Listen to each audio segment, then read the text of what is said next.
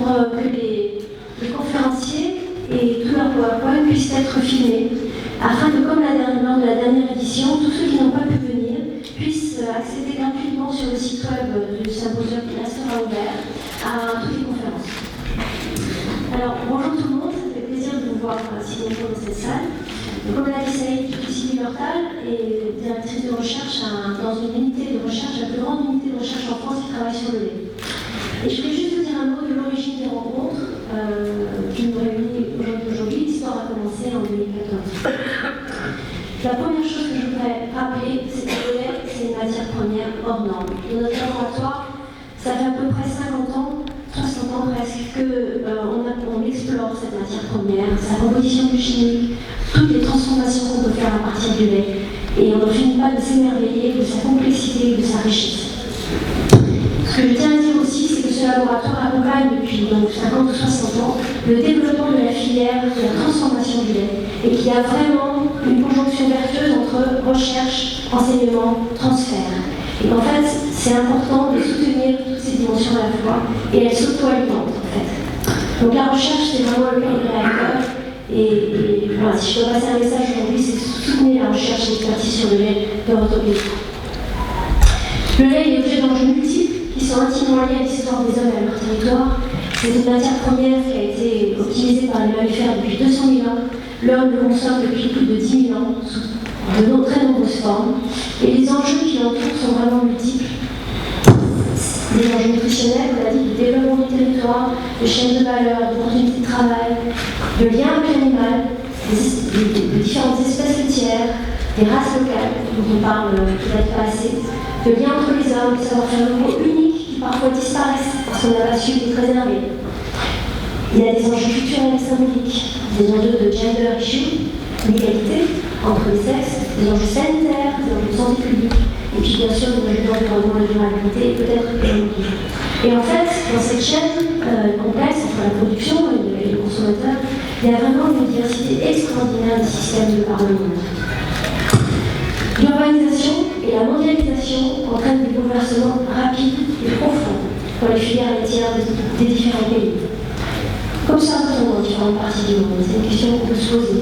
Comment le lait peut-il, en intégrant tous ces enjeux qui les concernent, rester ou devenir un vecteur de développement durable?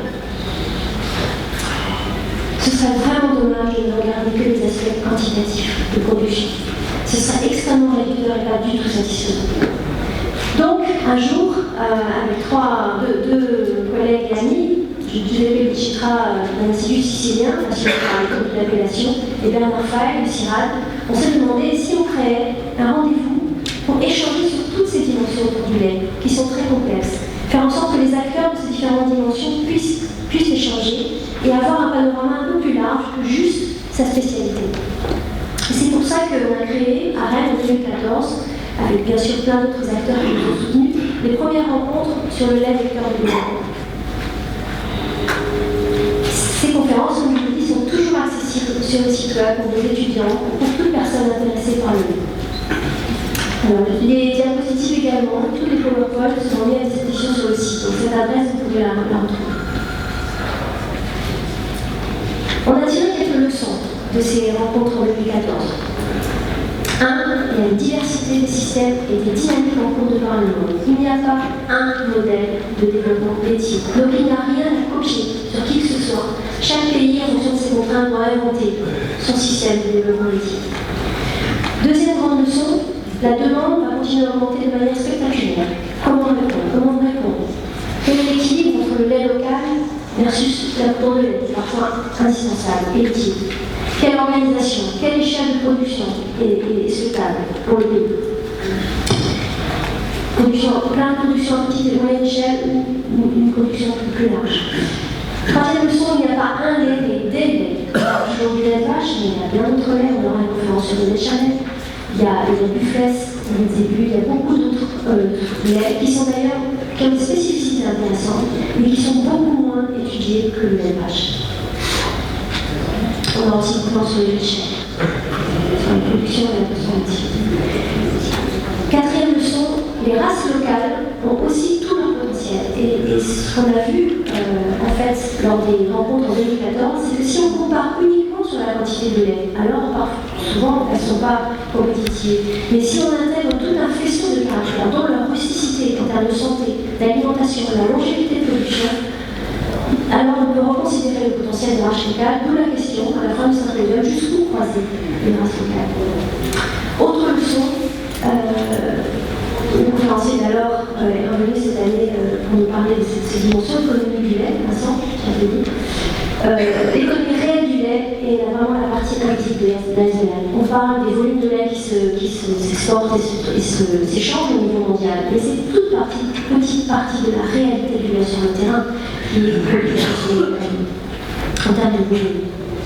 Enfin, c'est important de mettre ensemble la diversité des acteurs. Ça a été dit par l'introduction de ce symposium, et de promouvoir des approches systémiques qui vont au-delà de l'aspect productivité.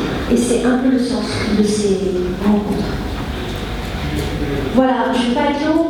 Je souhaitais bienvenue remercier le professeur Sarvé qui a relevé le défi de co-organiser avec nous cette deuxième rencontre. Et puis merci à tous nos soutiens qui sont indiqués dans les consignes que vous avez listés ici.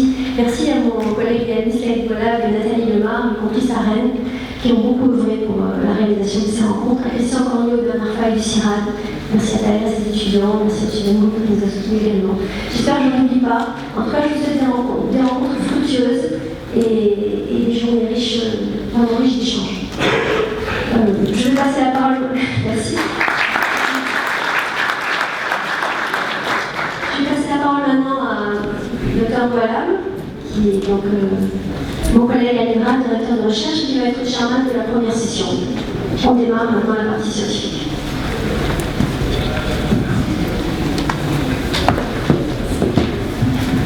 Bonjour tout le monde.